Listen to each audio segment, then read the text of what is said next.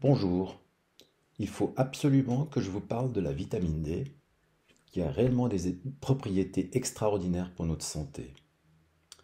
Elle agit pour la prévention des maladies en protégeant nos tissus et elle diminue vraiment notre vulnérabilité. Et quand on sait que plus de la moitié de l'humanité manque de cette substance d'importance vitale, c'est un peu effrayant. Surtout qu'il est facile de donner des suppléments qui soient efficaces et pour un coût négligeable par rapport à ses bienfaits.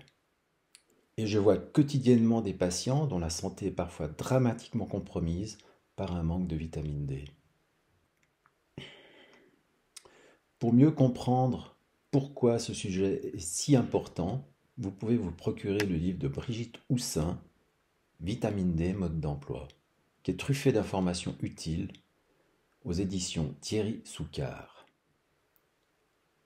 La substance a été baptisée vitamine D par Elmer McCollum en 1922, ça fait 100 ans. C'est une graisse, comme les vitamines A, E et K, mais elle est peu présente dans l'alimentation. Comme vous pouvez le constater dans le tableau suivant qui montre le contenu en microgrammes de vitamine D par 100 grammes d'aliments. On voit que l'huile de foie de morue sort du lot.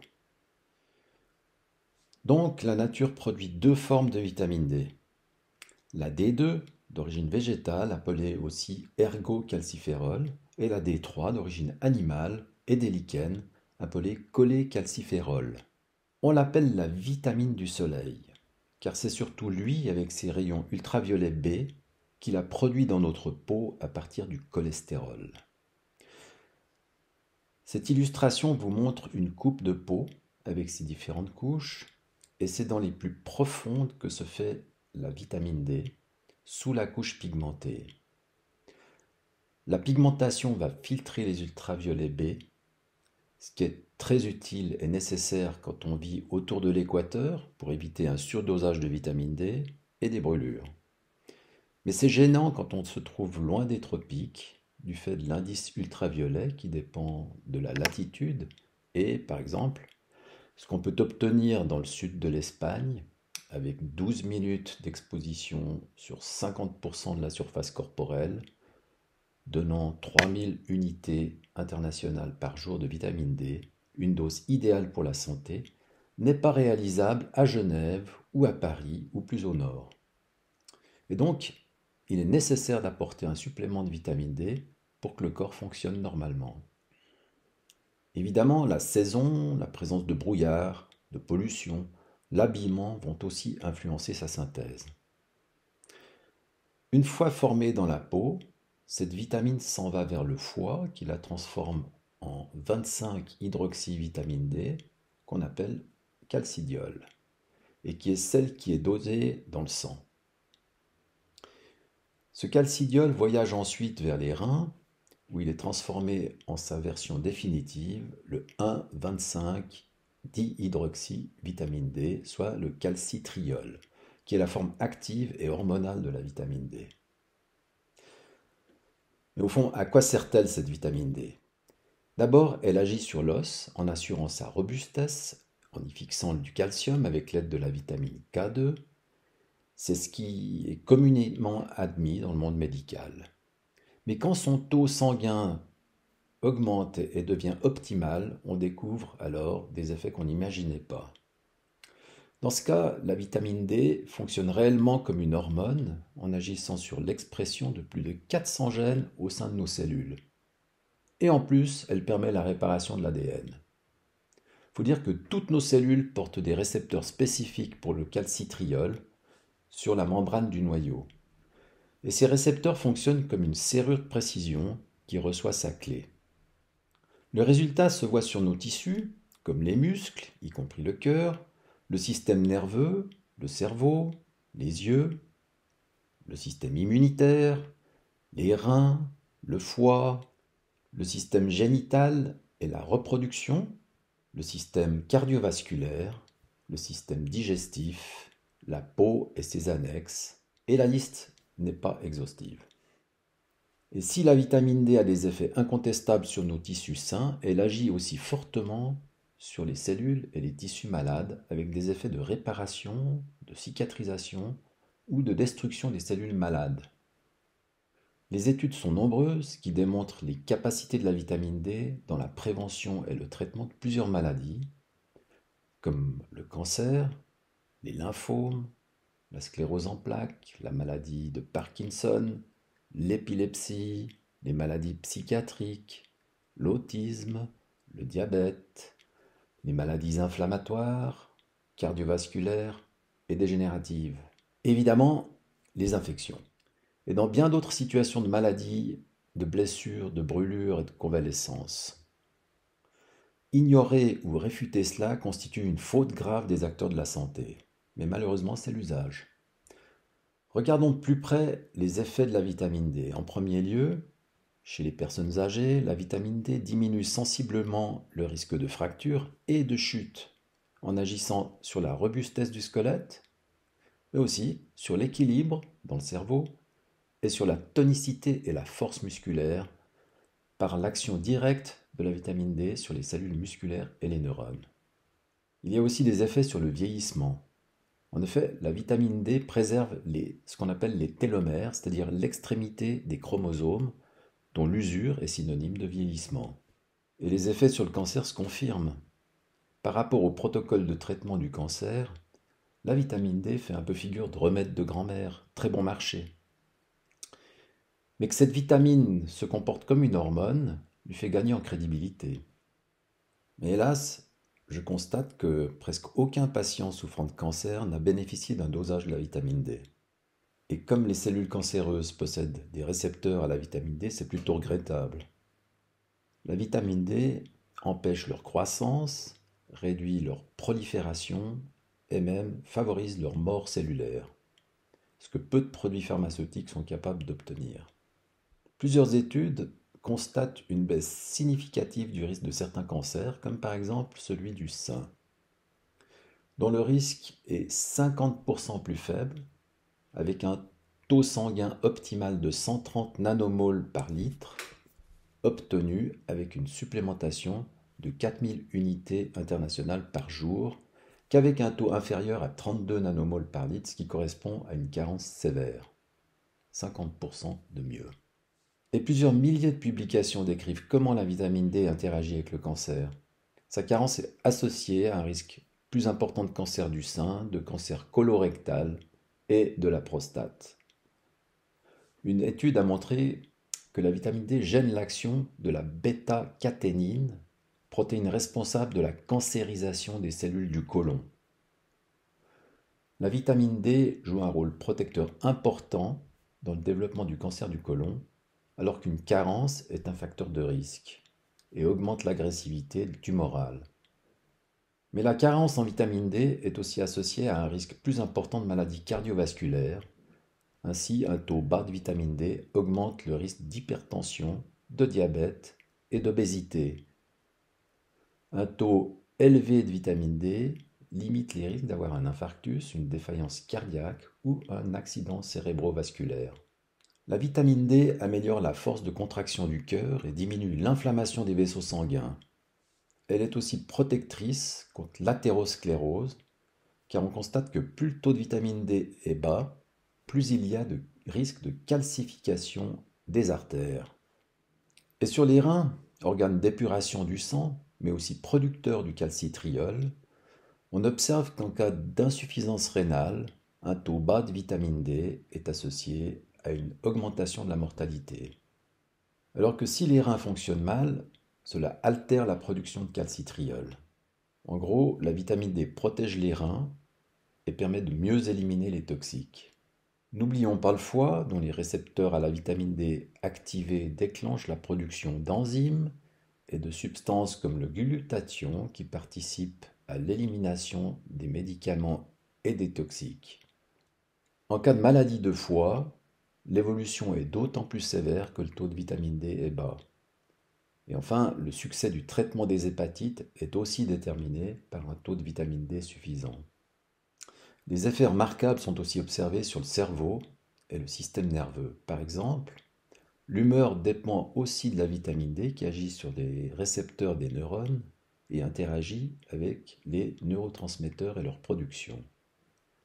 Et c'est vrai qu'un dépressif qui manque de vitamine D voit son humeur s'améliorer nettement avec une supplémentation adéquate. Ici encore, la vitamine D a une action protectrice et de détoxification sur le tissu cérébral, en particulier en augmentant, là encore, le glutathion, ce super antioxydant majeur, notamment pour les neurones. Plusieurs études nous montrent qu'un taux bas est corrélé avec un déficit cognitif ou la dépression chez les personnes âgées, qu'une carence en vitamine D multiplie par 2 le risque de schizophrénie ou celui de la sclérose en plaques, que la maladie d'Alzheimer est plus grave en cas de déficit de vitamine D, et plus le taux est bas, plus les facultés cognitives sont altérées. Quant à l'autisme et aux troubles envahissants du comportement, on constate souvent un déficit marqué en vitamine D et l'apport soulage les symptômes. Dans la maladie de Parkinson, la gravité est corrélée à des taux bas de vitamine D et la supplémentation atténue les symptômes. Concernant l'œil, il y a des études montrant un effet positif de cette vitamine sur la DMLA, la dégénérescence maculaire de la rétine liée à l'âge, qui est une dégénérescence qui fait perdre la vision centrale et qui est la plus fréquente cause de cécité. Dans le panache des effets de la vitamine D, on constate encore que le syndrome métabolique, fait de surpoids, d'hypertension artérielle et de résistance à l'insuline, est associé le plus souvent à un taux de vitamine D bas. Il est vrai que les personnes obèses ont un taux de vitamine D souvent très bas, car cette vitamine est prisonnière de la graisse corporelle. C'est d'autant plus dommageable que la vitamine D a une action directe sur le comportement des cellules graisseuses, les adipocytes, et que meilleurs sont les taux de vitamine D, plus facile est l'élimination de l'excédent de graisse. Les obèses ont besoin de 3 à 4 fois plus de vitamine D que les personnes non obèses. La vitamine D est impliquée aussi dans la reproduction. Il y a ainsi des récepteurs à la vitamine D sur les ovaires, les testicules, mais aussi sur les spermatozoïdes et dans le placenta chez la femme enceinte.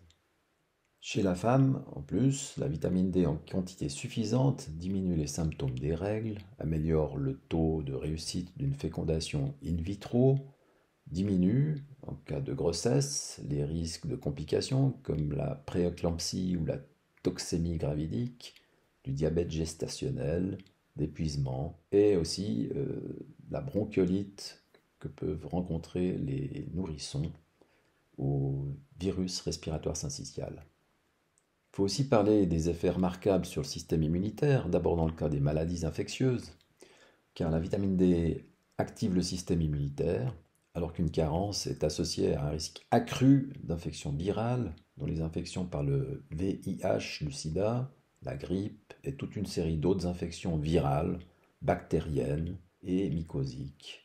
Et en particulier, c'est un facteur de risque pour la tuberculose. Dans le cas du Covid, un effet favorable de la vitamine D a été montré dès mars 2020. Elle agit comme un frein des symptômes du Covid sévère en atténuant la réponse inflammatoire explosive, ce fameux choc cytokinique dont on a beaucoup parlé, induite par le système immunitaire face au Covid.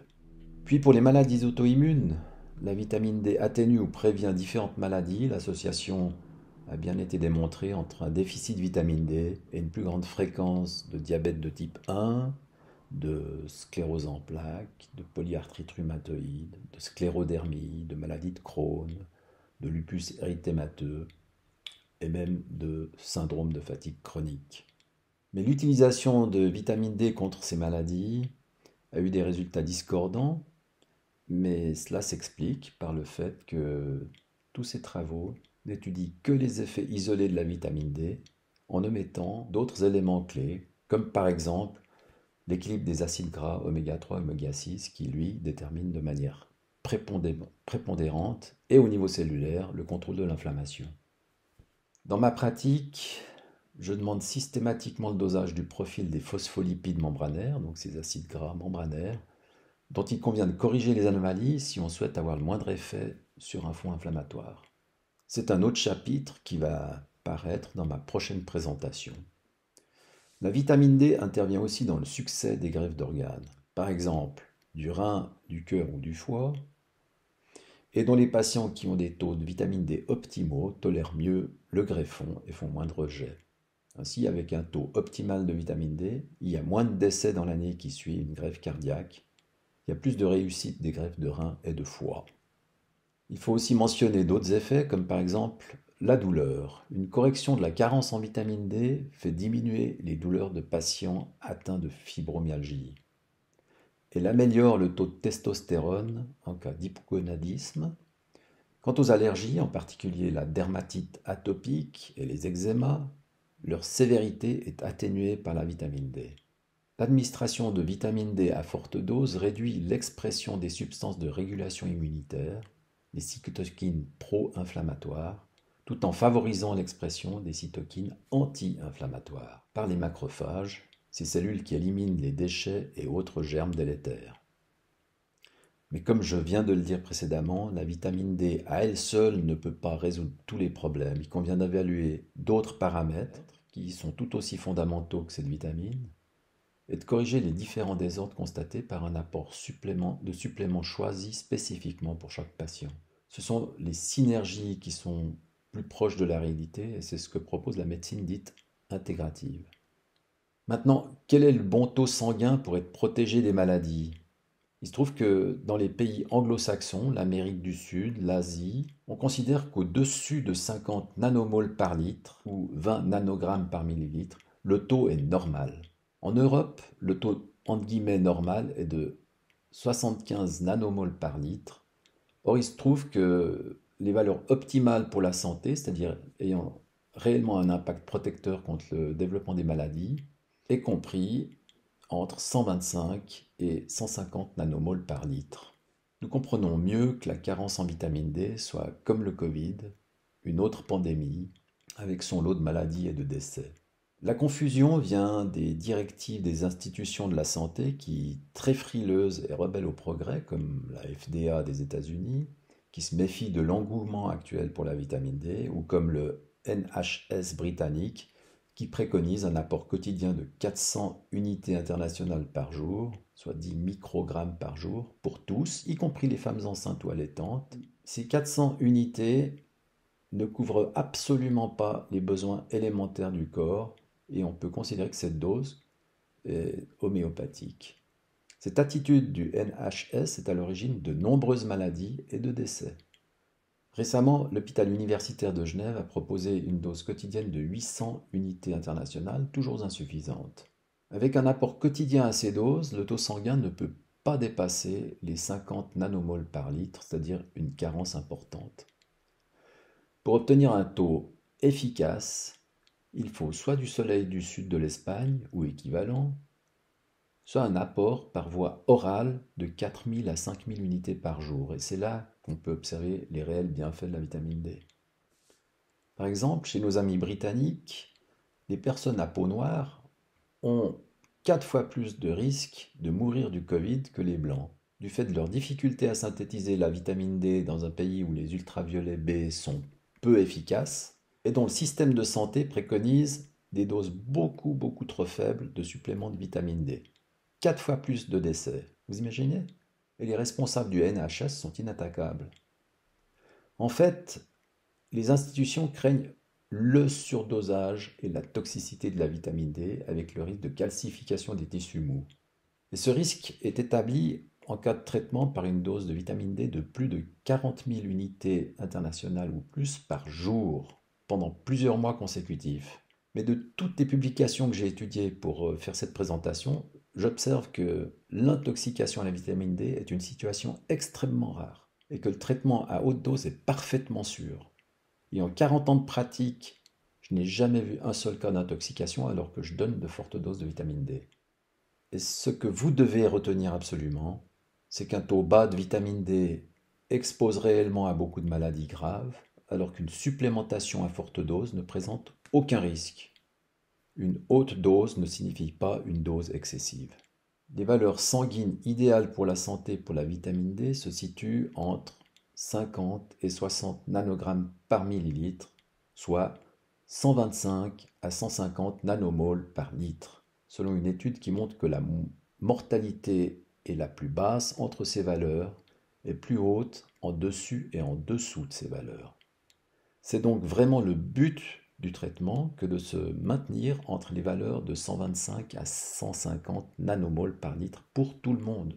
Un grand nombre de chercheurs ainsi que plusieurs organismes estiment qu'il faut des doses quotidiennes de 4 à 6 000 unités internationales par jour en se fondant sur les résultats d'études cliniques.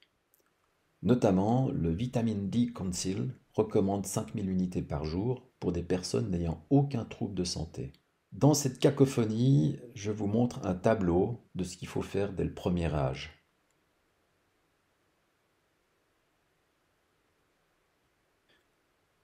Je vous remercie d'avoir suivi cette présentation et la prochaine concernera les acides gras ou les phospholipides et leur profil, chose tellement importante pour évaluer la santé cellulaire. Je vous prie de vous abonner en cliquant sur la cloche.